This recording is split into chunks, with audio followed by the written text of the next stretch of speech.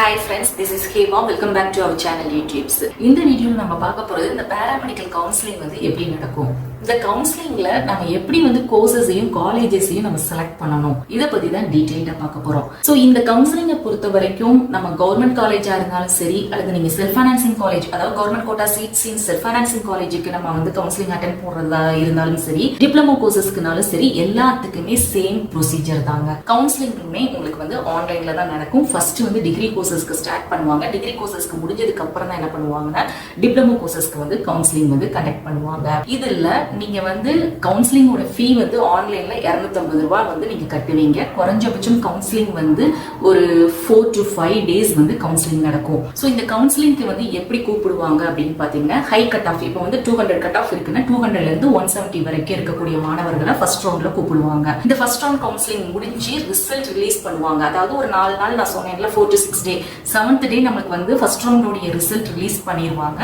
Release பண்ணதுக்கு அப்புறமா அந்த ரிலீஸ் பண்ண உடனே மறுநாளே செகண்ட் ரவுண்ட் அந்த 170 to 150 வரைக்கும் கட் ஆஃப் இருக்கிறவங்கள செகண்ட் ரவுண்ட் கவுன்சிலிங்க்கு வந்து இமிடியேட்டாவே கால் ஃபார் பண்ணிடுவாங்க நம்மளுக்கு. சோ இந்த கவுன்சிலிங்ல நம்ம என்ன பண்ணணும் அப்படின்னு பாத்தீங்கன்னா நம்மளுக்கு வந்து நம்மளுடைய கம்யூனிட்டி வைஸ் நம்ம கவுன்சிலிங் அட்டென்ட் பண்றதுக்கு முன்னாடி என்ன பண்ணுவாங்க அப்படின்னா அபிஷியல் வெப்சைட்ல சீட் வேகன்சி வந்து ரிலீஸ் பண்ணிடுவாங்க.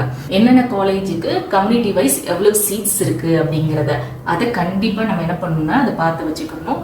அதை நம்ம வந்து ஃபர்ஸ்ட் ஒரு ரஃப் ஹோம்ஒர்க்கா அதை வந்து நம்ம என்னென்ன கோர்சஸோ அதுக்கு வந்து நம்ம கம்யூனிட்டிக்கு எவ்வளவு சீட்ஸ் இருக்கு அப்படிங்கறத தெளிவா நம்ம வந்து அதை ஒர்க் அவுட் பண்ணிட்டு நம்ம கவுன்சிலிங் வந்து அட்டென்ட் பண்ணணும். இப்போ எக்ஸாம்பிளுக்கு நீங்க வந்து பிஎஸ்சி நர்சிங் வந்து ஃபோக்கஸ் பண்றீங்கன்னு வச்சுக்கோங்க. பிஎஸ்சி நர்சிங்க்கு மொத்தமா நம்மளுக்கு மொத்தம் 6 கவர்மெண்ட் காலேஜஸ் இருக்கு, நிறைய செல்ஃப் ஃபைனான்சிங் காலேஜஸ் இருக்கு. இல்ல மேம் நம்ம கவர்மெண்ட் காலேஜ் மட்டும் தான் நான் ஃபோக்கஸ் பண்றேன் அப்படின்னு இருந்தீங்கன்னா இந்த 6 கவர்மெண்ட் காலேஜுமே நீங்க என்ன பண்ணணும்னா அப்ளை பண்ணணும். இதுல ஃபர்ஸ்ட் பிஎஸ்சி நர்சிங் கோர்சஸ்ல பிஎஸ்சி நர்சிங் கவர்மெண்ட் காலேஜ்ல உங்களுக்கு ஃபர்ஸ்ட் என்ன காலேஜ் பிடிக்குது, இப்போ மெட்ராஸ் மெடிக்கல் காலேஜ் பிடிக்குது அப்படின்னா மெட்ராஸ் மெடிக்கல் காலேஜ், அடுத்து ஸ்டான்லி, இந்த மாதிரி உங்களுடைய விருப்பப்பட்ட college first second third fourth fifth சிக்ஸ்த்னு நீங்க வந்து அப்ளை பண்ணணும். இதுல நான் மெயினா சொல்றது ஒரே ஒரு கோர்ஸ் மட்டும் நீங்க செலக்ட் பண்ணாதீங்க. எத்தனை கோர்சஸ்னாலும் இதுல செலக்ட் பண்ணலாம். அதாவது இந்த கவுன்சிலிங்ல நீங்க கட்ட போறது வெறும் 250 ரூபாய் மட்டும்தான். இதுல நீங்க எத்தனை கோர்சஸ் எத்தனை காலேஜஸ்னாலுமே நீங்க வந்து அப்ளை பண்ணலாம்.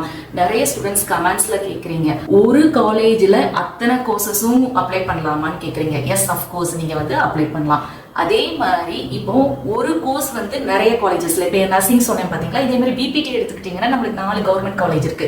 அந்த 4 கவர்மெண்ட் காலேஜுமே பிபிடிக்குமே நீங்க வந்து அப்ளை பண்ணலாம். சோ இதே மாதிரி தான் நீங்க வந்து செல்ஃப் ஃபைனான்சிங் காலேஜ் அதாவது government quota in self financing college இது எல்லாமே உள்ளதான் உங்களுக்கு ஒரே நேரத்துல தான் கவுன்சிலிங் நடக்கும். சோ நீங்க அதே மாதிரி இப்போ கவர்மெண்ட் காலேஜுக்கு ஃபர்ஸ்ட் ப்ரிஃபரன்ஸ் கொடுத்துருக்கீங்க, BSc nursing government college apply பண்ணிருக்கீங்கன்னா உங்களுக்கு செல்ஃப் ஃபைனான்சிங் காலேஜ்ல எனக்கு பிஎஸ்டி கேஎம்சிஹெச் முகமது சதக் இந்த மாதிரி காலேஜ்ல எனக்கு வேணும் அப்படின்னு விருப்பப்பட்டீங்கன்னா என்ன பண்ணலாம், அந்த காலேஜையுமே நீங்க வந்து செல்ஃப் ஃபைனான்சிங் காலேஜையுமே நீங்க அதுக்கடுத்து அதாவது ஃபர்ஸ்ட் நீங்க கவர்மெண்ட் காலேஜ் கொடுத்துட்டு அதுக்கடுத்து செல்ஃப் ஃபைனான்சிங் காலேஜஸ் வந்து நீங்க என்ன பண்ணணும்னா அப்ளை பண்ணணும். ஃபர்ஸ்ட் திங்க் வந்து இந்த கவுன்சிலிங்ல எத்தனை கோர்சஸ் எத்தனை காலேஜஸ்னாலும் நீங்க அப்ளை பண்ணலாம். அடுத்த விஷயம் என்ன அப்படின்னு பாத்தீங்கன்னா இந்த கவுன்சிலிங்கை பொறுத்த வரைக்கும் கம்ப்யூட்டர் தான் என்ன பண்ணுது அப்படின்னா நம்மளுக்கு வந்து ப்ரோக்ராமிங் பண்ணி இந்த கவுன்சிலிங்கை வந்து கண்டக்ட் பண்ணுது. யாரும் போய் நேரடியா போய் நீங்க எவ்வளவு எழுதிருக்கீங்க என்ன பண்ணிருக்கீங்க என்ன அப்ளை பண்ணிருக்கீங்க அப்படிங்கறத கரெக்ட் பண்ணல. சோ இது கம்ப்யூட்டர் அப்படிங்கும் போது என்ன பண்ணும், இந்த கம்ப்யூட்டர் வந்து இந்த சிஸ்டம் என்ன பண்ணும் அப்படின்னு பாத்தீங்கன்னா ஃபர்ஸ்ட் ரேங்க் இப்போ வந்து ஃபர்ஸ்ட் ரேங்க்ல ஒரு ஸ்டூடெண்ட் இருக்காங்க அப்படின்னா அந்த ஃபர்ஸ்ட் ரேங்க் ஃபர்ஸ்ட் என்ன பண்ணுவோம், நீங்க கவுன்சிலிங்லாம் முடிச்சதுக்கு அப்புறம் அந்த ஃபர்ஸ்ட் ரேங்க்ல அது ஃபர்ஸ்ட்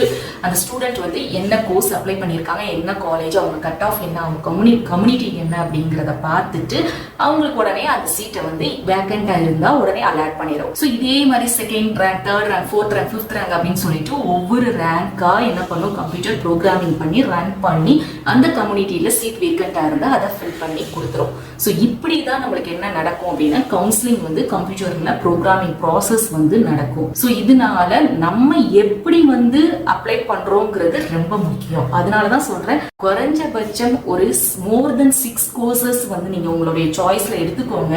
ஃபர்ஸ்ட் ப்ரிஃபரன்ஸ் தான் என்ன கோர்ஸ், செகண்ட் கோர்ஸ் என்ன, தேர்ட் கோர்ஸ் என்ன, இந்த கோர்சஸ்க்குலாம் என்ன கவர்மெண்ட் காலேஜ்ல இருக்குது, இந்த மாதிரி உங்களுடைய விருப்பப்பட்டு அந்த ப்ரிஃபரன்ஸை கொடுங்க. அதுல சீட் வேகண்டா இருந்தா கண்டிப்பா நம்மளுக்கு கிடைக்கும். அப்படி இல்ல ஃபர்ஸ்ட் சாய்ஸ் ஃபர்ஸ்ட் ப்ரிஃபரன்ஸ்ல பிஎஸ்சி நர்சிங் ஒரு கவர்மெண்ட் காலேஜ் கொடுத்துருக்கீங்க, அதுல சீட் இல்ல அப்படின்னா அடுத்ததா செகண்டா நீங்க என்ன சாய்ஸ் கொடுத்துருக்கீங்களோ, என்ன கோர்ஸ் என்ன காலேஜ் கொடுத்துருக்கீங்களோ அதைத்தான் கம்ப்யூட்டர் வந்து பார்க்கும்.